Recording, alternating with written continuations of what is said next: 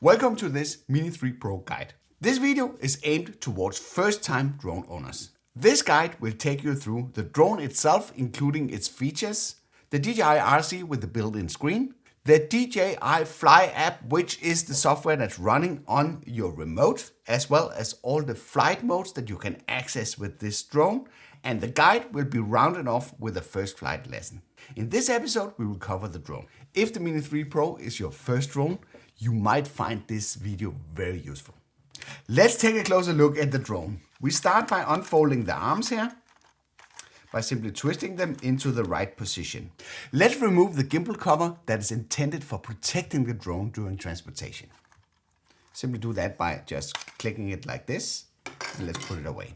And that reveals the crown jewel of the drone, the camera that's capable of shooting 4K up to 60 FPS. And it can do that natively both horizontal and vertical. The camera has a field of view of 82 degrees, as well as a 24mm equivalent lens. It's capable of focusing from infinity down to 1 meter. If you want to upgrade the drone and add an even wider view than the equivalent 24mm, you simply twist the front bezel like this, allowing you to mount the wide angle lens or an ND filler in case that you want to use that.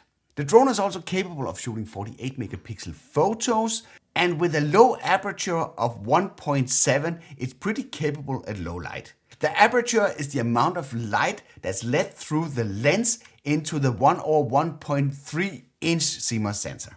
The camera is positioned on a 3-axis stabilized gimbal. This means that the drone will be able to absorb tilt motions, roll motions, as well as panning motions, and thereby delivering a rock-steady image regardless of the drone's position in the air. And as mentioned, the gimbal is also capable of twisting the camera 90 degrees if you want to shoot vertical video. The Mini 3 Pro has a pretty advanced obstacle avoidance system with cameras that protects the front, the rear, and the base of the drone. The bottom cameras are supplemented with an additional set of IR sensors that will assist it during landing. But watch out for reflective surfaces, as the drone might get fooled. Which it seems I can't right now. Whoa! And don't ask me how I know that. On the back side of the drone, there's a battery compartment. And you remove the battery by squeezing these tabs on each side slightly and just pull it out. When you plug it in, you can hear the click, and then the battery is in the correct position. You can charge the battery when it's plugged into the drone by simply hooking up a USB-C through the connector in the back. If you have bought the Fly More kit, you can use the charging cradle to charge the batteries as well. Just note that they will be charged sequentially.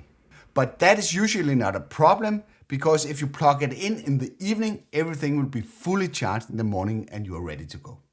Apart from being able to charge the drone through the USB-C port, this is also used if you want to offload the footage without removing the SD card, as well as if you are forced to do any firmware updates directly with the DJI Assistant 2 app, which is an application that can run on your computer that will allow you to upgrade the firmware inside the drone. Next to the USB-C port, there's the SD card slot located. Whoa. So as you saw there, it is spring-loaded, and you need to be a little bit careful not to eject the card out in the open. It's not a problem when you're inside here in a controlled environment, but it could be a problem if you're out in a grass field or somewhere where you need to switch the SD card.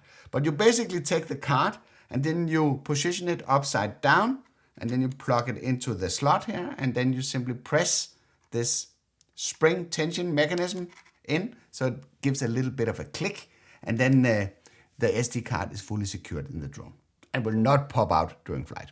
And a little side tip, if you have troubles getting the card in and out of the slot because of short fingernails, you can use the back of the gimbal cover to do it as well. You see, like this.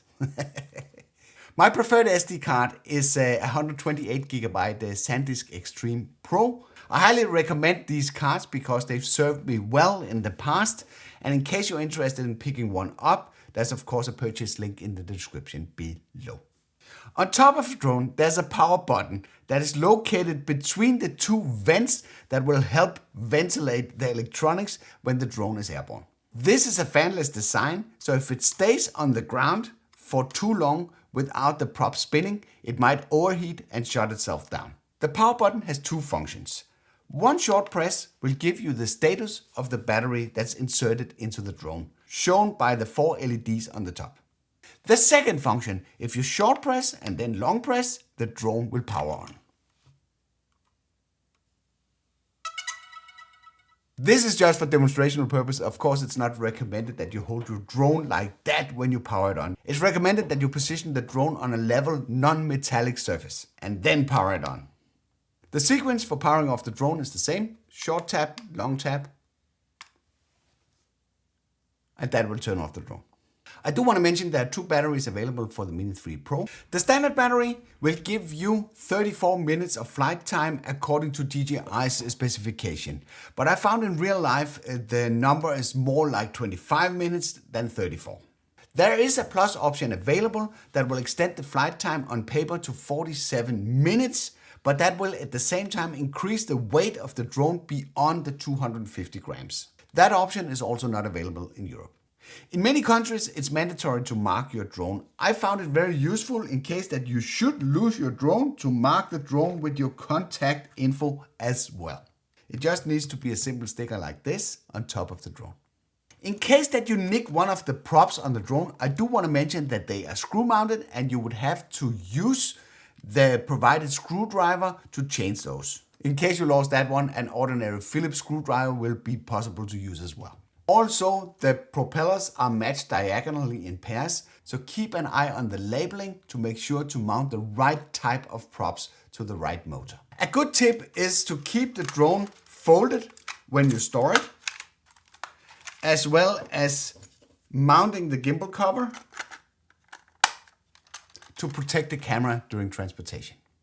You can also decide to buy a prop holder, or you could simply position the props like this and they will stay very nicely in position. The drone includes two LED indicators that is located on the front arms below the motors. The purpose of these is to show the current status of the drone.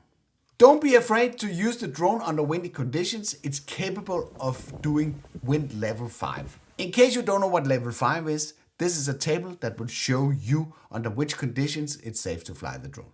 So this concluded the section around the drone. Is there anything that you would like to know more about? Then let me know in the comments below. And next we will take a closer look at the DJI RC with the built-in screen that has everything included that you need to fly the drone. I hope you liked this video. If you did, then feel free to give it a like. If you didn't like it, feel free to press the dislike button twice. Thank you for watching and I'll be seeing you around.